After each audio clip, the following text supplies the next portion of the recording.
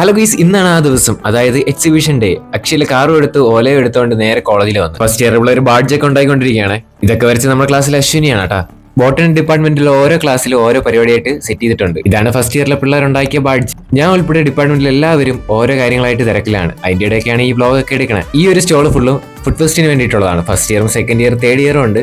അപ്പോൾ third ഇയറിന്റെ stall ഞാൻ പിന്നീട് കാണിക്കാട്ടാ. ഉദ്ഘാടനം ചെയ്യാനായിട്ട് പ്രിൻസിപ്പൾ എത്തി. അങ്ങനെ പിള്ളേരും അകത്ത് കയറി എല്ലാവരും എക്സിബിഷൻ വന്നിട്ടുള്ള ഓരോ സാധനങ്ങളായിട്ട് കണ്ടുകൊണ്ടിരിക്കുകയാണ് കേട്ടോ. പ്രിൻസിപ്പൾ ഫുഡ് സ്റ്റാളിന്റെ അവിടെ വന്നപ്പം വിധി ടീച്ചർ ഉണ്ടാക്കി ഉണ്ണിയപ്പം സാറിന് കൊണ്ടുകൊടുത്ത്. അവർക്ക് ഇഷ്ടപ്പെട്ട്. പിന്നെ ഫസ്റ്റ് ഇയറിലെ കുറച്ച് പിള്ളേർ ഇവിടെ ഗെയിമിന്റെ സെക്ഷൻ അവിടെ ചെയ്തിട്ടുണ്ടായിരുന്നു. നാസിയാണെങ്കിൽ മൈലാഞ്ചി ഇട്ട് കൊടുക്കുന്നതിന്റെ തിരക്കിലാണ്. പിന്നെ നമ്മുടെ സെൽഫി പോയിന്റിന് ഭയങ്കര ഡിമാൻഡാണ്. ഒരുപാട് പേര് വന്ന് വീഡിയോയും ഫോട്ടോയൊക്കെ എടുത്തോണ്ട് പോകണതുണ്ടായിരുന്നു. ഉച്ചയൊക്കെ അടുപ്പിച്ചായപ്പോൾ നമ്മുടെ ഫുഡ് സ്റ്റാളിന്റെ അവിടെ കുറച്ചും കൂടെ തിരക്ക് വന്നിട്ടുണ്ടായിരുന്നു. അപ്പൊ ഫുള്ള് നിന്ന് തിരിയാൻ പറ്റാത്ത തിരക്കായിരുന്നു കേട്ടാ.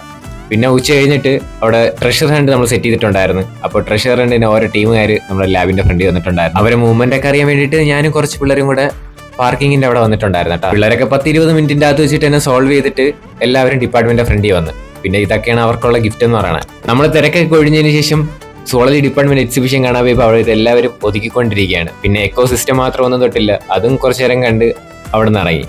അവർ നന്നായിട്ട് ചെയ്തിട്ടുണ്ടായിരുന്നു കേട്ടോ. പിന്നെ നമ്മുടെ ഡിപ്പാർട്ട്മെന്റിൽ വന്ന് കുറച്ച് നേരം എക്സിബിഷൻ കാണാമെന്ന് പറഞ്ഞു പോയപ്പോൾ അവിടെയും എല്ലാവരും ഒതുക്കിക്കൊണ്ടിരിക്കുകയാണ്. പിന്നെ ശരിയെന്നാ.